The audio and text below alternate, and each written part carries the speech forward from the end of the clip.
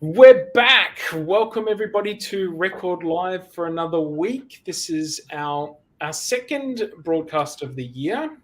Still getting used to getting back into the swing of things for Record Live for 2022. And I'm very excited to be joined by Danelle Stothers this week. Danelle has just started with us at Adventist Record, at Adventist Media. She has joined us. Danelle, you joined us late last year, just before sort of everything broke up and we all went on holidays. You sort of started into the swing of things. So you're still relatively new at Adventist Media. And we're very happy to have you on board. So you're an assistant editor for Record, but tell us a little bit about yourself and your background, how you sort of, what led you to the place where you're working for Adventist Record now? Yeah. So I'm Danelle. I am married to Joshua, or Josh, who is the associate pastor at Castle Hill Seventh-day Adventist Church. And a chaplain. Is it Joshua when he's in trouble, Danelle? Is that, or is that just his mum that uses that one? I don't know that very many people actually do call him Joshua. I think he's just Josh to everyone. Yeah. Okay. All right. Great. Yeah. But he's chaplain at Hills Adventist College. We have a daughter called Lacey, who is 1.5. And she is a spunky little character.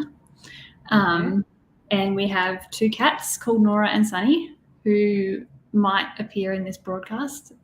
They're around because I'm working from home. So. Yep. That's one of the hazards that we've all noticed working from home in the past couple of years is that cats or children, or you never know what will appear in the background. So that's cool. The 2 cats, you're a cat family then? We are a cat family, yes. They travelled with us from New Zealand to Australia. Very nice. So they are Kiwis. Yes. Tell us a little bit about that, Danelle, because you've only just sort of not too long ago arrived back in Australia. So you're Australian by birth, but you did spend some time in New Zealand. Can you tell us a little bit about that? Yeah. So I born and raised in Sydney. Once I got married, my husband received a call and we moved to New Zealand. So we were in New Zealand for 5 years, firstly in Palmerston North, and then we moved to the Waikato, where my husband served at Hamilton Central Seventh-day Adventist Church. We've been back for about a year now. We moved in the midst of the pandemic, a country that had no cases of COVID at the time, to Sydney, which was in the middle of an outbreak at that point. So it was, it's a very interesting time to be moving. A bit of a challenge, yeah. Yeah. So New Zealand for 5 years, and now we're back in Sydney, where I'm originally from. I guess we're very glad to have you join us today, but also join us on the team at Adventist Record. You're sort of helping primarily at the moment with our social media stuff. So you've got a bit of a background in design and communication and social media. So we're very, very happy to have you on board. But I guess some of the things you've just covered in terms of even the move during the pandemic is some of what we want to talk today about, like parenting in a pandemic. You and Josh and myself and my wife both became parents. We both have young girls who are a similar age. My daughter's almost 2 and yours is just a few months behind. You mentioned moving in the pandemic. What are some of the other challenges that the past couple of years have brought up for your family? Like, apart from that relocation, which would have been massive, and maybe there's some challenges involved with that as well. But what are some of the things that you've noticed have really been quite difficult that you maybe didn't expect going into parenthood or going into even marriage, that you would have to face some of these sort of things? It's very hard to think back to the beginning of marriage because since then we've gone through so much, and we have a child now. So yeah. But yeah, it was probably the biggest challenge that I can think of in my recent history was just having a child in a country where we didn't have family, and being cut off because of the pandemic. So that was I never envisaged that my mum was going to come to New Zealand and be there for the birth of my daughter, and but COVID changed all of that. We always had comfort in knowing that New Zealand was just a short flight away from Australia. So, we still felt very connected. And then COVID happened. So, the disconnection from family was huge, especially when you're going through a major life transition like having a child. I think when we had our daughter, it was right at the time when we were going through the first lockdown. Everything had just started. The pandemic had arrived sort of in Australia, and everyone was sort of panicking, and they shut down a lot of the things, visitors at the hospital, all of that stuff. And so I don't think, even though we live in the same city as my wife's parents, my in-laws, I don't think they met our daughter for at least, I think it was 2 months. I think it was at least 6 weeks that we had not any contact with them because they were in a hotspot sort of area. And then my family didn't meet her until she was 7 months old, 8 months old. And so that was really hard. As you reflect, I'm just remembering back to that. And we managed to get here, get home to Adelaide, where I'm from, just this last Christmas. And that was the second time my parents had basically met my daughter. And you don't imagine that parenthood will be like that. You imagine your family will be there, your mum will be there, especially at the start, to help out or whatever. And just not to have that was quite a shock, I think, to the system, to how you plan your life would be.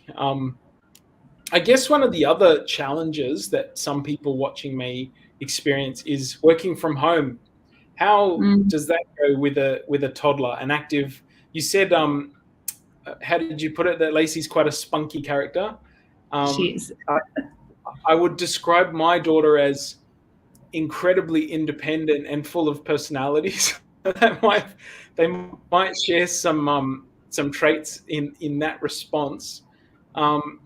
What's it been like sort of working from home, and I guess transitioning back into work, because you've just come back into work from maternity leave, from being off out of sort of work and being a sole sort of, well, your husband's helping, but your basically focus was to look after your daughter. And now you've got to juggle work responsibilities, possibly still church and family responsibilities, and your daughter's, what are some of the challenges that have come up for you just even in this last couple of months when you've started transitioning back into the workforce? Yeah, it's been an interesting season, trying to get back into the workforce, and all the conflicting emotions that I guess come along with that. I was excited about getting back into work, but also worried that, I wouldn't be able to think anymore because of my, the mum brain that that happens. And then, just the guilt of having to put Lacey into daycare. So, trying to, balance all of those emotions while, getting back into the workforce has been interesting.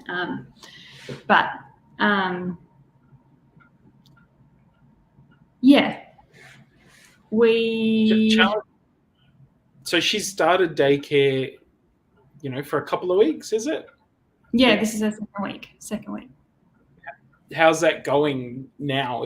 Does it get any easier to drop her off each day, or? I have to admit that I have not been strong enough to do the drop off. My husband does that because I don't think I would. Oh, good. Yeah. Fair enough. So tag team that one, and then I pick her up in the afternoon because that is much easier because I'm taking her home with me.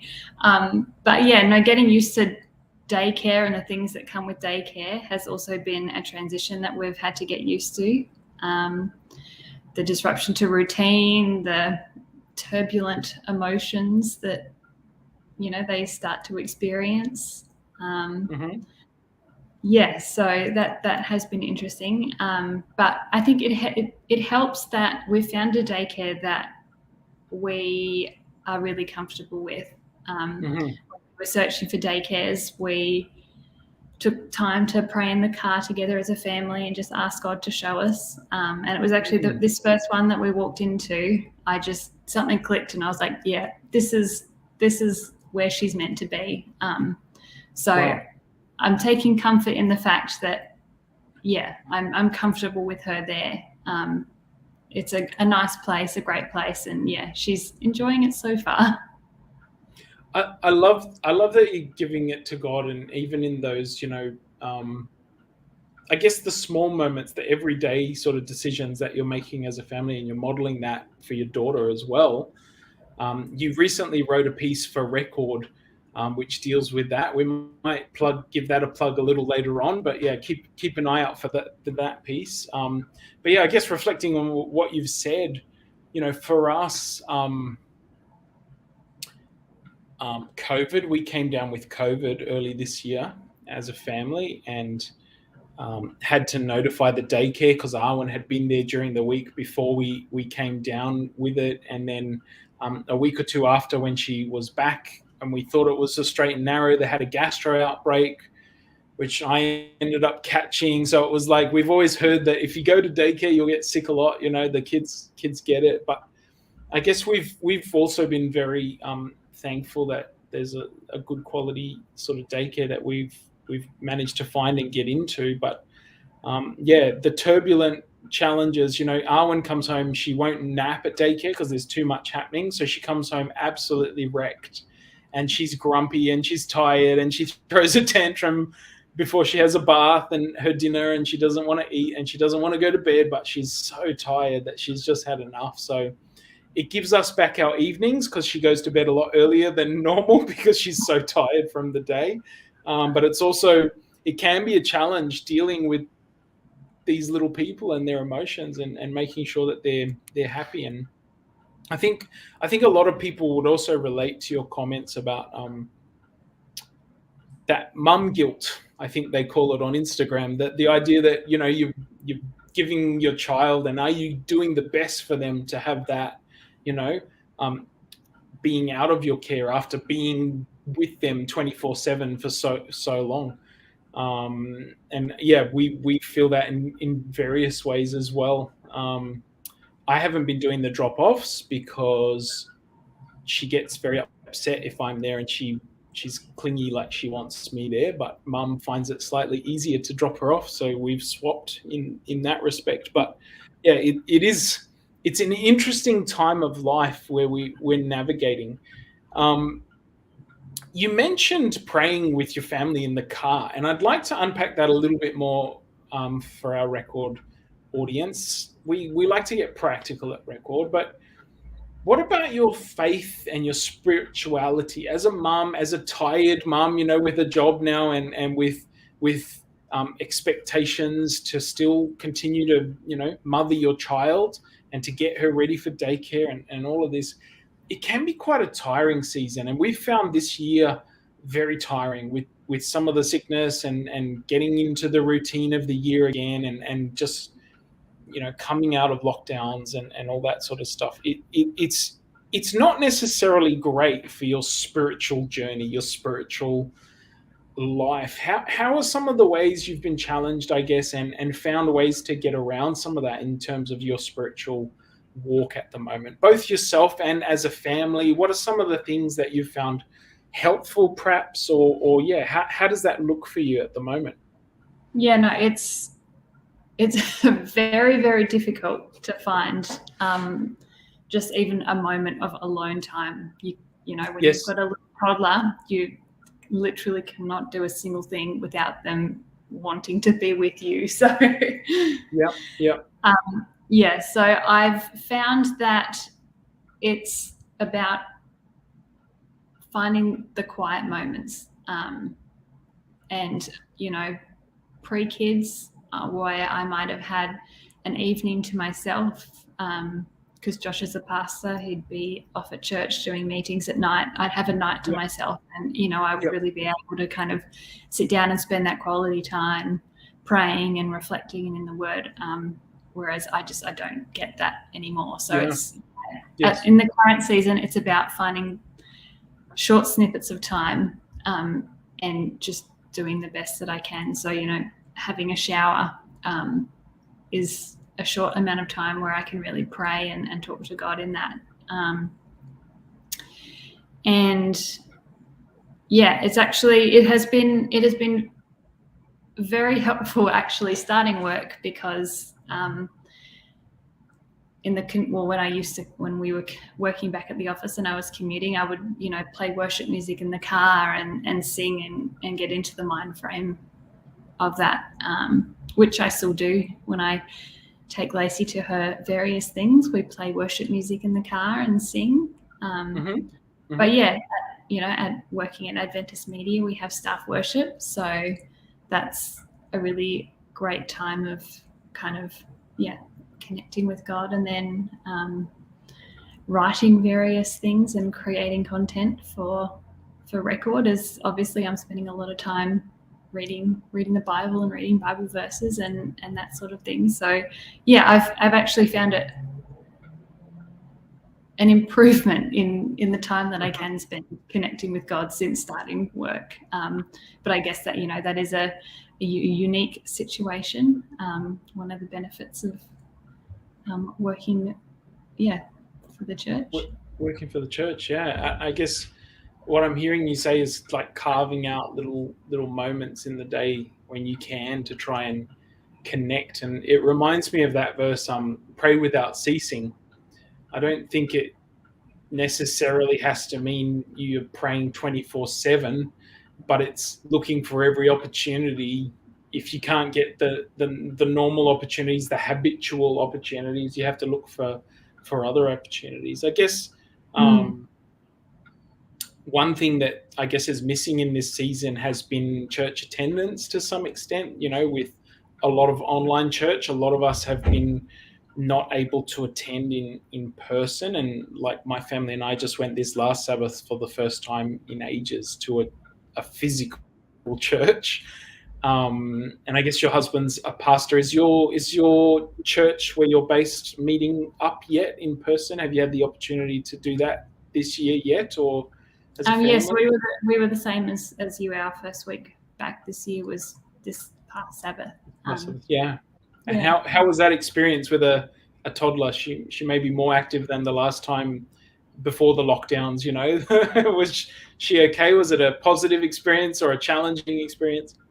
Yeah, we actually just in the season that we're in, we don't often get to stay for church. So I took her to Sabbath school, and she had a great time at Sabbath school. And then we go home and have lunch, and she has a sleep. And I do church online. So yeah, good. She had a great time though. She enjoyed the Sabbath school though? Yes, she has a great time. She did want to keep running out of Sabbath school, going looking for Dad in the big church, but yeah. Oh. Yeah, she knows he's around, and she wants to come find him. That's cute. Yes.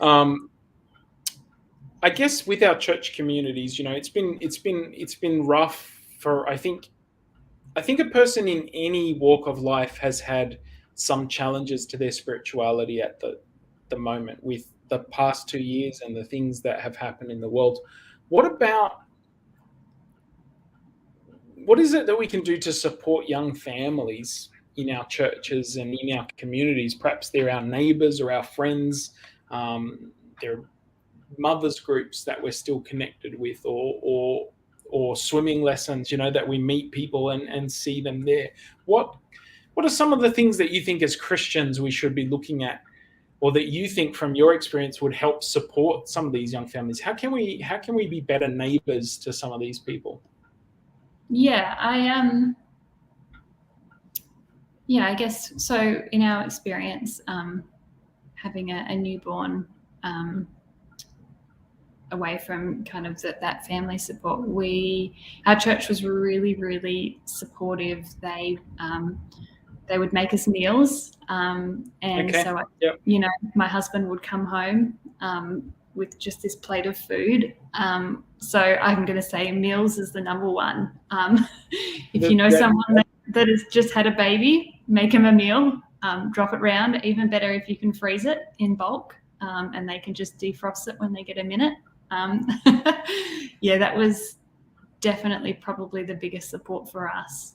I'm going to jump in. I'm going to jump in there and say that parents of 2-year-olds probably would appreciate meals too, because cooking is just another one of those things that is just an extra. Once you finish work for the day, my wife and I have a bit of an agreement. She does the cleaning, I do the cooking. So once I finish work, if I've come home from the office or if I'm working from home all day, and then you have to decide what everyone's going to eat, and you have to figure out what you've got and what you can make out of what you've got, and figure out meals.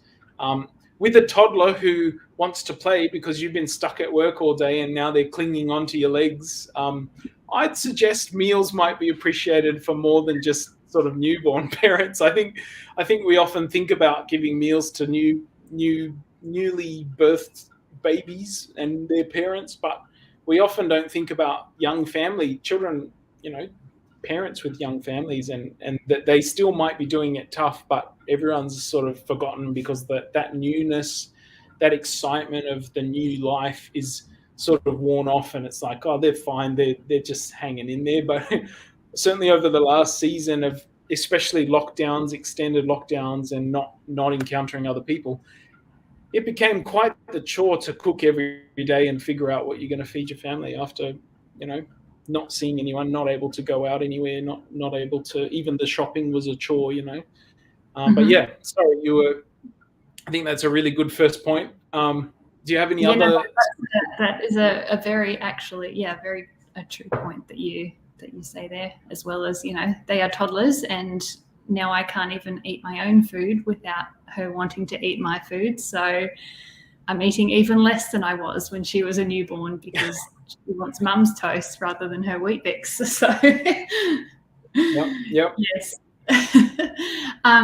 But yeah, what else can we do for our young families? I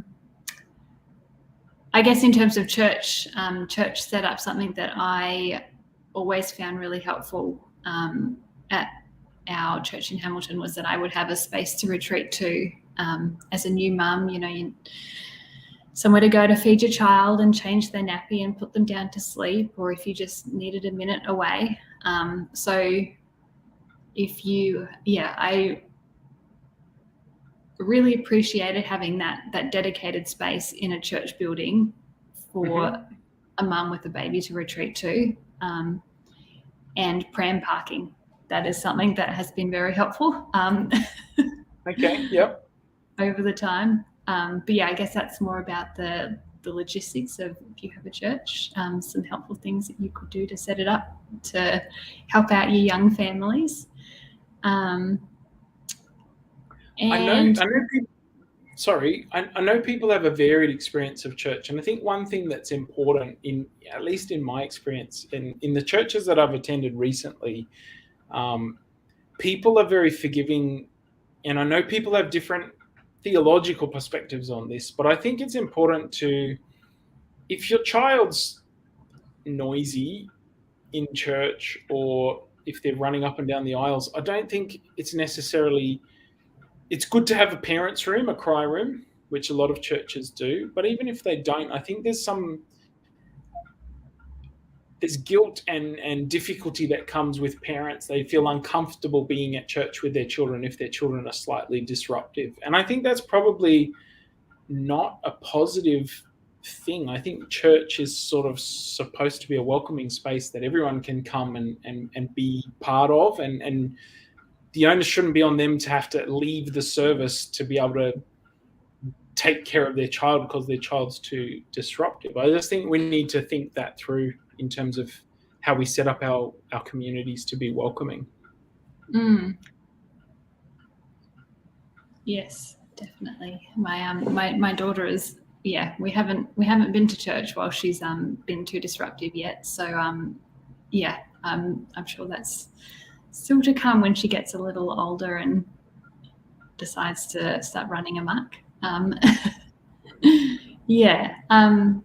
the other thing that I think we could be doing for our communities, if we're not already, is just facilitating that playgroup space. I know that as a mum, that is something that I have found incredibly helpful.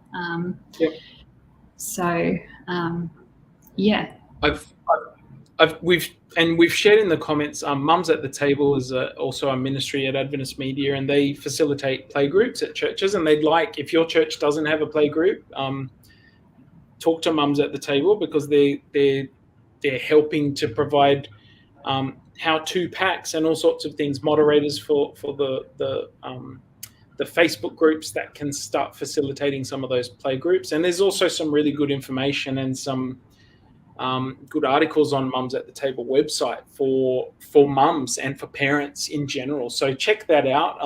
I've shared the link there in our comments. But yeah, if you do want that sort of support, there are playgroups happening at some churches right around Australia and New Zealand. So make sure you check out if there's one in your local sort of region, because it's a really helpful, as Danelle has shared, it's a really helpful support network to have, I think. Yes, definitely. Please start a playgroup if you have young children at your church.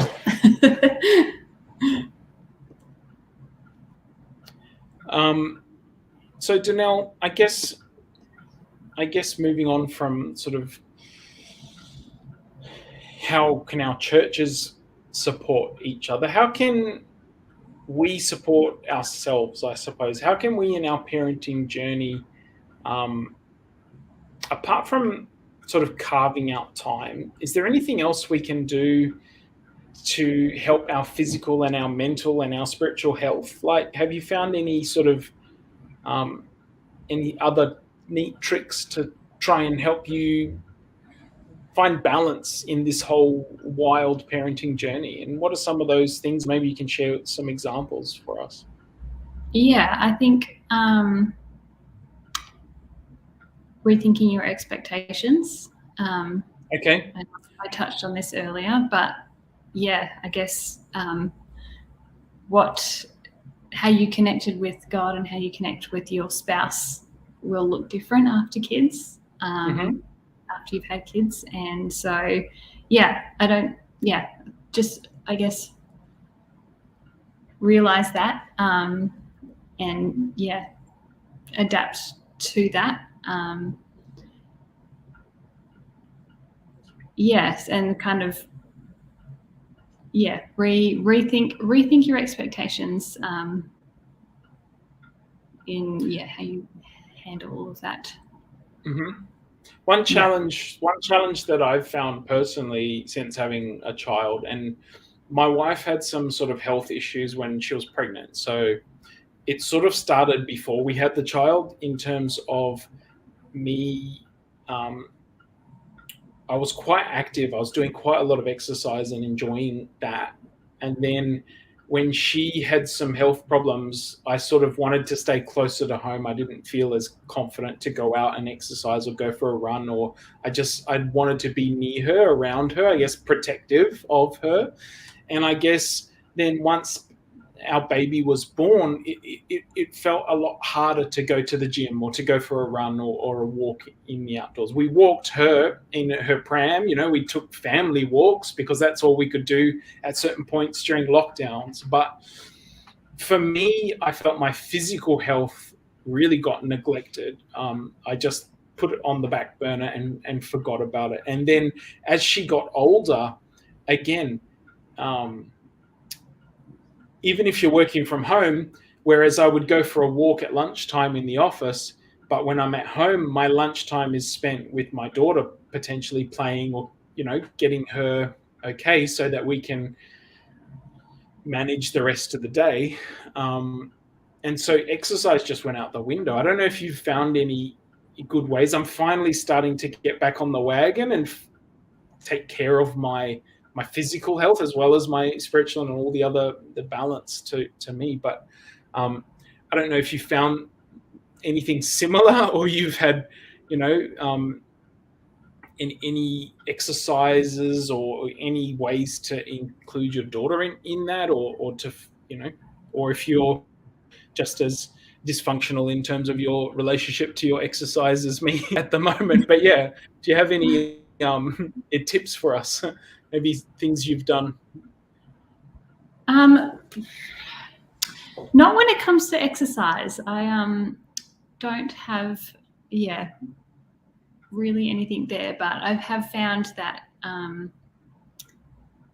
things like, spending time with my husband whilst, in the chaos of working and having a child is not easy, and spending quality time with both of them together. So I guess we're currently just trying to work it out. But one thing that we do is we sit down at the dinner table every night together and eat dinner, and we put our phones away, and that's our one little uninterrupted time of family time. So we have been trying to find little moments of time that we can maybe even just go for a walk in the pram, a short little walk down the road.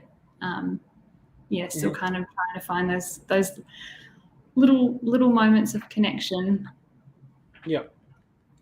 Carving out that niche. We've got a viewer comment from Patricia Morton.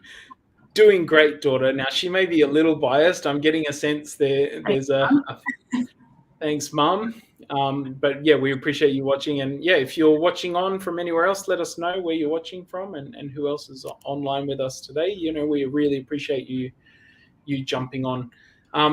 As we wind up, Danelle, what's one thing that you'd like to leave? Perhaps there's prospective mothers that end up watching this, or people who are pregnant. Perhaps there's people who are in this season, that we're describing at the moment. What's one sort of thing, a practical sort of piece of advice that we could give them? Not that we are the experts. This is not to necessarily pretend that we know everything, because for sure it's a day by day struggle sometimes in our household. But what's sort of something that you think that has helped you, or that you think might point someone in a good direction, something they could start to think about, or that will help them to sort of develop a good habits, or a good practice, good family connection in that space? Something you can leave us with. I guess for me, I've always found it comforting to know that I'm not alone in things. So if you are struggling to balance parenting, balance working, balance everything that comes with doing that in the midst of a pandemic, and you feel like you're really struggling with it, know that you're not alone. You are not the only person that is really struggling. We are all just trying to do the best that we can.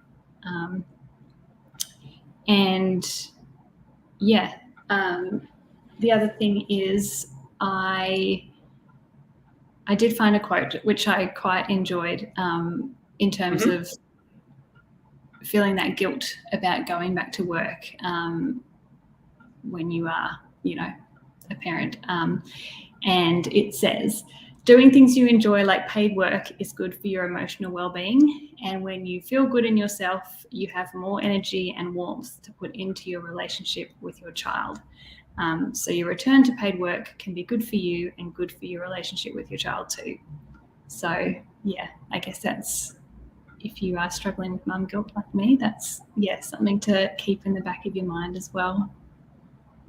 I really like that. It kind of reframes the perspective. It gives you a fresh sort of thought, because I guess I know this, I'm not at my best as a father, for sure. When I'm flat, when I'm drained, when I've run out of stuff to give, that's when I'm less patient. That's when I'm not. I look back and I go, oh, I made a mistake in that situation. I shouldn't have said that or reacted in that way. I could have done that better, handled that situation better. And I know that, for some people, even my wife, I've heard, and other mothers, they need a break from this 24/7 caring role. It's a lot, and it's full on. And I really like that quote that you shared, because that brings it reframes that whole perspective for us. Well, we're running out of time, so thank you, Danelle, for joining us today. Really, it's been nice to chat. I know that I've enjoyed you joining the team and being able to chat on our respective daughters' lives and adventures. And I think I'm looking forward to that play date that we'll be able to set up shortly. Hopefully, they can meet and run amok together. But Yes. You've got a piece that you've written, and it kind of relates to what we were talking about in some ways today about prayer, called The Lost Teddy. Can you tell us just a little bit about that, what you touched on there, and in that piece, and where people can read it if they want to check it out? Yeah. So that piece came out of an experience that I had when I was a little person, when I lost my absolute favorite teddy bear that I could not function without. And I just still remember it so vividly, the despair that I felt, and then the elation that I felt when I found that teddy in the middle of prayer, asking God to help me find that teddy. So I guess that's still impacting me as an adult now, and just understanding that God really does care for the details in our lives, and even the small little things. You can check that out on the Records website. We've put the link in the comments, so you can see that on the screen there as well. Please do check it out. We're excited to see Danelle write for us this year. This was her first piece, but I'm sure there'll be many, many more. You can also check this out in do you remember which issue it went into? We've done so many already this year. It was in was it January 29th? I think the January 29th. So it's already maybe been in your churches near you, but it should be available in our PDFs if you want to get a download of the record on our website. So go to record.adventistchurch.com and all the info is there that you can check out. Thanks for joining us today, Danelle. Thank you to our audience, for those watching along. Thank you, Jeffrey. Jeffrey's a frequent viewer of the show. He's just said that he knew your mother at Avondale, Danelle. So there you go. The Adventist world is smaller and smaller. So thanks everyone for joining us, and we hope to see you again next week, and we hope to see Danelle again sometime soon on our broadcast. So thanks for joining us, Danelle. Thanks for having me. We'll see you all next week.